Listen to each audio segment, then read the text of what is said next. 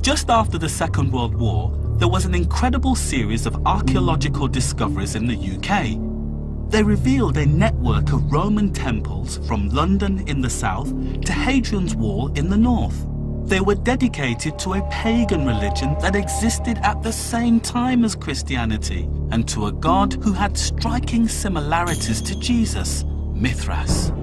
My search for the hidden Jesus has now brought me to the north of England, to the border of the Roman Empire, Hadrian's Wall. Lindsay Allison-Jones is the director of the Museum of Antiquities at the University of Newcastle and an expert in the mystery cult of Mithras. Oh wow, this looks really well preserved. It is, isn't it? Yes. Now, what could I have expected to see if it was in its original condition? You probably wouldn't have seen very much at all because it was sunk right down. The worshippers of Mithras were trying to reconstruct, in a sense, the original cave of Mithras. So they wanted it dark, they wanted it subterranean. This would have been a doorway. You would have gone in through here. You would then come in through here into the actual temple itself. And you'd see in front of you the 3 altars there. And behind that there would be a large relief showing Mithras killing the primeval bull. That was the act of creation for the worshippers of Mithras. May he bring us help. May he bring us comfort. May he bring us joy. He, the awful and overpowering, worthy of sacrifice and prayer. Mithra, the Lord of wide pastures.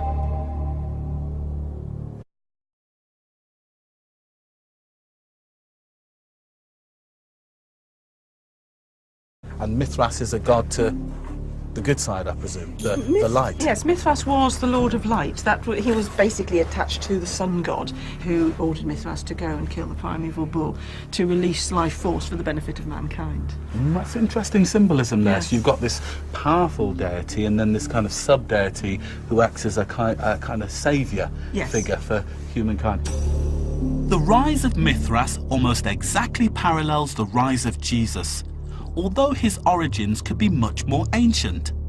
Some say he was created by the Romans, others that he came from Persia and India.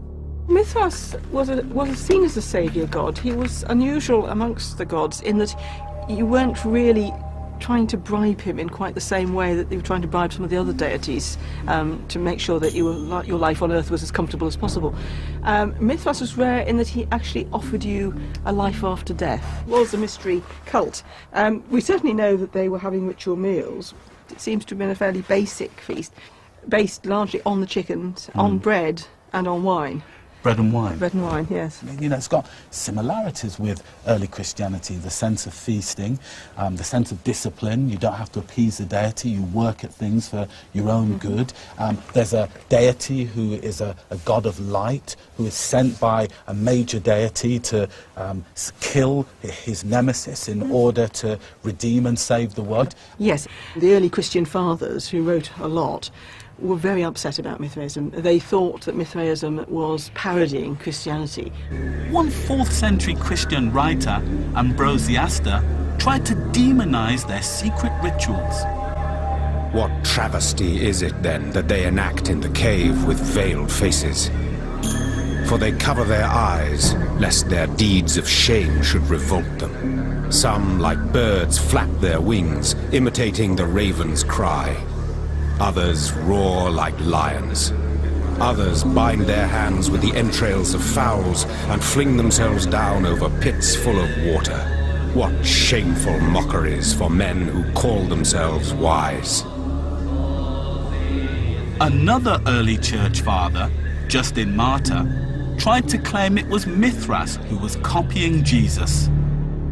Jesus took bread, and when he had given thanks said, "This do ye in remembrance of me, this is my body." And having taken the cup and given thanks, he said, "This is my blood," and gave it to them alone, which the wicked devils have imitated in the mysteries of Mithras.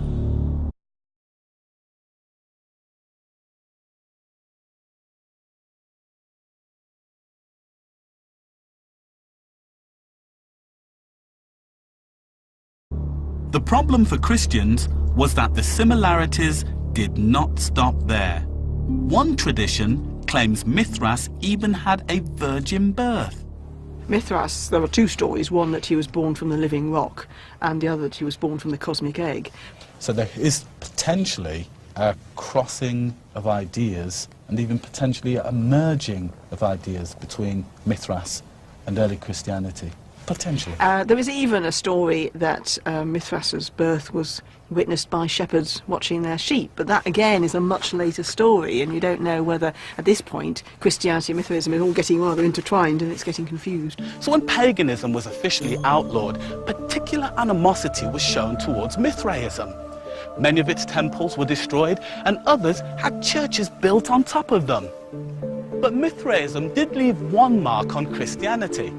When later church fathers were deciding what anniversary to celebrate the birthday of Jesus, they chose December the 25th, the winter solstice, which also happens to be the birthday of Mithras. Rome was heavily guarded by thousands of soldiers who were garrisoned outside of the city walls. Near these military bases, archaeologists have found underground chambers like this one, dedicated to a Persian god named Mithras.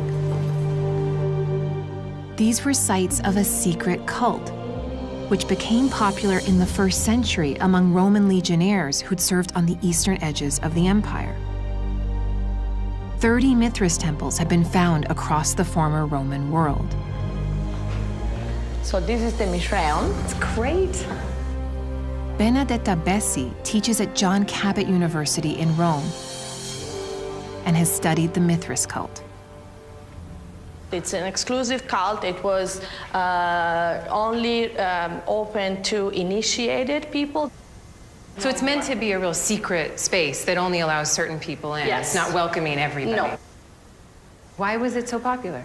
Mithra, in the original context, in Persia, was a divinity whose name was associated with the idea of loyalty and the idea of hope. So this is probably one of the elements that contributed to the popularity within the soldiers.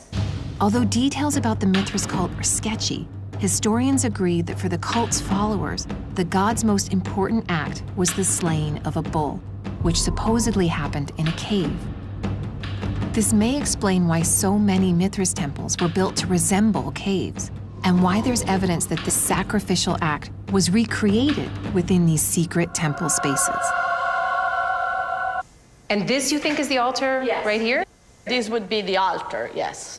And maybe some bull sacrifice here, we don't know. We don't know if they really brought an animal in and sacrificed it, or if the cult had already reached a level of symbolic action where they would just reenact the slaying. Kill a chicken. Yes, or maybe even drinking wine as a substitution of the blood.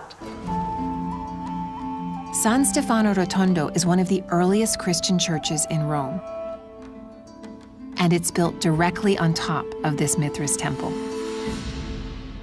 So why do you think the Christian church was built on top of the Mithras cult site? They want to make clear and visualize the fact that now Christianity is the strong religion, and at the same time also absorb part of the prestige attached to the older cult by using the same location. Now, what I do notice is the Mithras cult fails, whereas this religion, Christianity, thrives in the context of empire. Christianity didn't have any limitation for the social and economical status, and actually it was appealing even to the lower strata of the population.